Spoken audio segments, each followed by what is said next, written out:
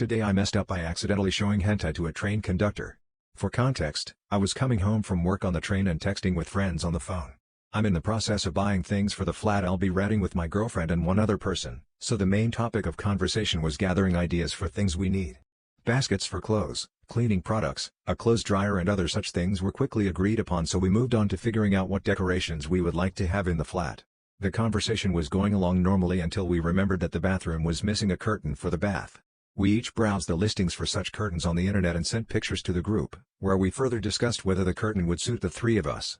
One of the suggestions that was sent by one of the friends was a curtain depicting a naked anime girl with her legs open. We all laughed at this and moved on to watch, but at the same time the conductor was walking around the train carriage checking that everyone had a ticket. So I closed the chat and fired up the app with the QR code of my ticket. However, I didn't notice that my phone, which is a few years old, decided to jam and fire up the chat again, and my bad luck was that it fired up on the one body photo out of all the curtain photos, of which there were more than 30. However, I didn't pay attention to this and immediately showed my phone to the conductor.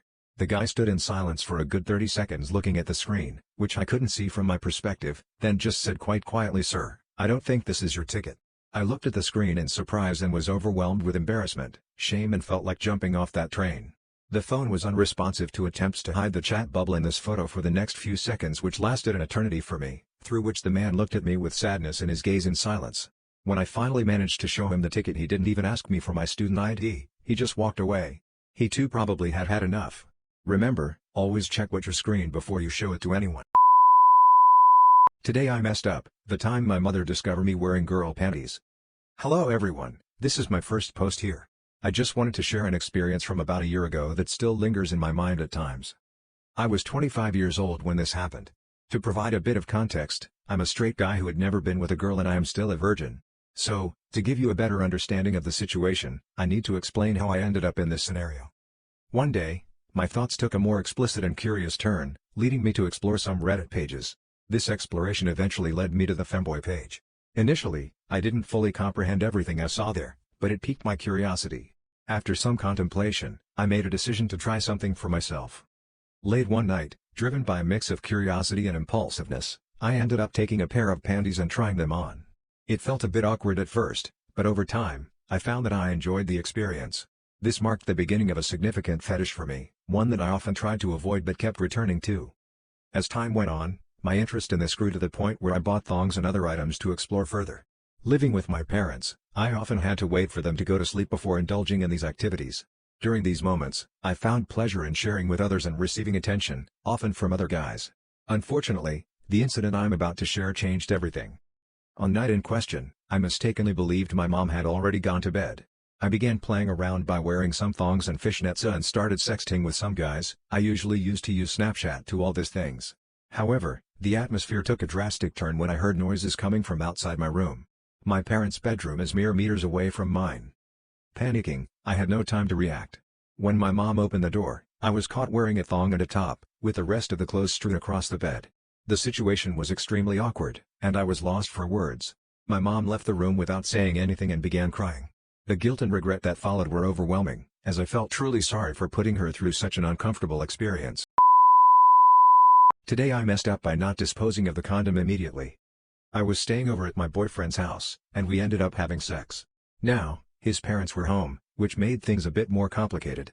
Since I was leaving that day, we had this brilliant plan. We decided to put the used condom back into its packaging and place it in my bag. The idea was simple. I'd discreetly throw away the condom in a trash can on my way home. As I was packing my bag with my clothes, I placed the condom wrapper, complete with the used condom inside, tied, on top of my clothes. I thought it would be easy to access when the time came. Cut to me rushing to catch a train. I could hear the train approaching, so panic mode was in full swing. I fumbled for my wallet and tried to find my card to open the gate as quickly as possible. That's when a man approached me and handed me a shirt. It was my shirt. I turned around and I saw a trail of my panties, bras, clothes, and to top it all off, the condom wrapper with its contents, the condom, outside of the wrapper. Now, let's set the scene. The station that's usually a ghost town was suddenly bustling with people of all ages. It was like a real-life nightmare. I wanted to disappear into thin air, but instead, I had to gather my dignity, or whatever was left of it, and pick up everything while attempting to salvage some semblance of composure. It was a mad scramble to stuff everything back into my bag while trying not to make eye contact with anyone. Today I messed up getting circumcised for my ex-girlfriend. I was circumcised due to my ex's advice and didn't do any meaningful research myself to know if it was a good idea or not. Not only did I instantly regret the procedure less than a few weeks afterwards, but the ongoing damage that I have to live with every day is a reminder to really think before committing to any lifelong decision.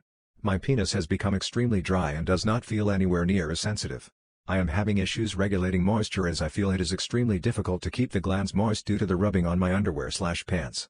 I feel like too much skin was removed during the operation, leaving me with inadequate skin coverage, while getting erections and masturbating has become incredibly difficult and non-rewarding/pleasurable. I am a bit deflated about making such a permanent decision so quickly based on no research, yet I feel it is something I have to learn to live with, which is very tough. Point of this post is to really just make your own decisions in life, especially if it is about your genitals, because cutting important pieces off really isn't a smart idea, especially if it is for someone else's aesthetic preferences. Thanks to everyone that previously sent really positive and supportive messages. I really appreciate everything. Today I messed up by getting a facial from my boyfriend. My boyfriend and I have been discussing trying out him giving me a facial for a while, but I've been too worried about it getting in my hair and sticking. Last night we were in the shower and he suggested us giving it a try since it would be easy to clean up. I figured he was right and it was the most ideal place. Once he got to the point of no return, I leaned my head back to give what I thought was a better angle for him. Unfortunately, this resulted in the cum shooting right up my nose. Now, if you have never had a liquid shot up your nose at 30 km/h, you don't know the split second of absolute horror you experience before the pain and eye-watering starts. It was awful. It managed to circle back down into my mouth, at which point I was coughing and hacking. My boyfriend was incredibly apologetic and tried to help clean me up, but the damage was done. The rest of the night I was consistently coughing and blowing my nose. Now it's the morning after and my nose still hurts. Hoping this didn't cause permanent issues, cause that wouldn't be fun to explain to my doctor.